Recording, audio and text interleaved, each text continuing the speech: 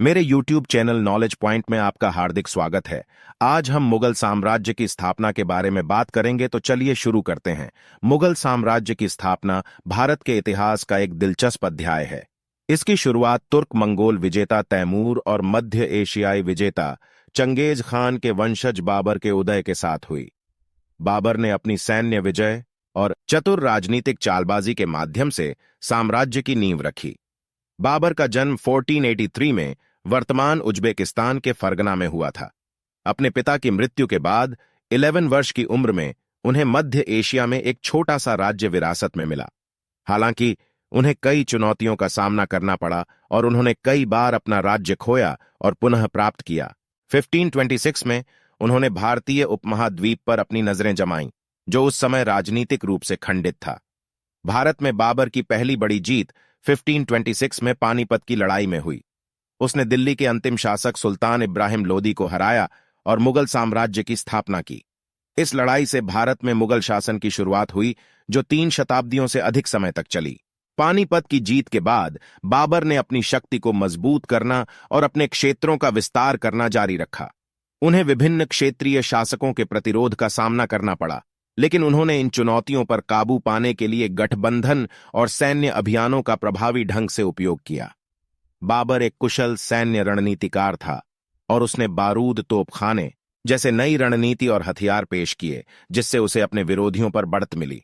हालांकि भारत में बाबर का शासन अल्पकालिक था।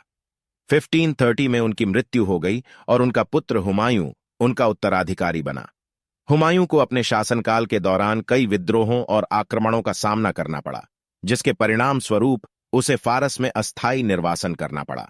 इस अवधि के दौरान एक अफगान शासक शेरशाह सूरी ने उत्तरी भारत में सूर साम्राज्य की स्थापना की। हालांकि हुमायूं ने अंततः सत्ता हासिल कर ली और 1555 में मुगल शासन को फिर से स्थापित किया। हुमायूं के बेटे अकबर महान 1556-1605 के शासनकाल में मुगल साम्राज्य अपने चरम पर पहुंच गया।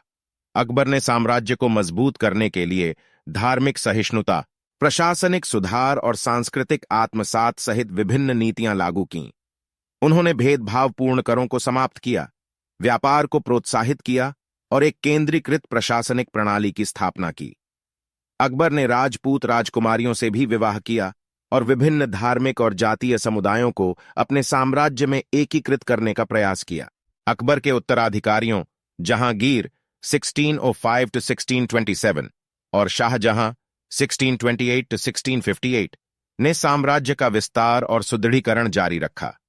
शाहजहां विशेष रूप से ताजमहल के निर्माण सहित अपनी स्थापत्य उपलब्धियों के लिए जाना जाता है। हालांकि मुगल साम्राज्य का पतन औरंगजेब 1658-1707 के शासनकाल के दौरान शुरू हुआ। औरंगजेब की धार्मिक असहिष्णुता और महंगे हुए सैन्य अभियानों के कारण साम्राज्य धीरे धीरे कमजोर होने लगा। साम्राज्य को बढ़ते क्षेत्रीय विद्रोहों, आर्थिक अस्थिरता और फारसी और अफगान सेनाओं के बाहरी आक्रमणों का सामना करना पड़ा। 18वीं शताब्दी तक मुगल साम्राज्य अपना अधिकांश क्षेत्र खो चुका था और क्षेत्रीय शक्तियां सत्ता की प्रबल दावेदार बनकर उभरीं। 1739 में फारसी शासक नादिर शाह के आक्रमण के बाद साम्राज्य अंततः विघटित हो गया। मुगल साम्राज्य की स्थापना बाबर की सैन्य शक्ति और राजनीतिक रूप से खंडित भारत में चुनौतियों से पार पाने की उसकी क्षमता का परिणाम थी। अकबर और उसके उत्तराधिकारियों के तहत साम्राज्य की बाद की वृद्धि और सांस्कृतिक उपलब्धियों ने इसे भारतीय इतिहास में सबसे प्रभावशाली और स्थायी राजवंशों में से एक बना दिया।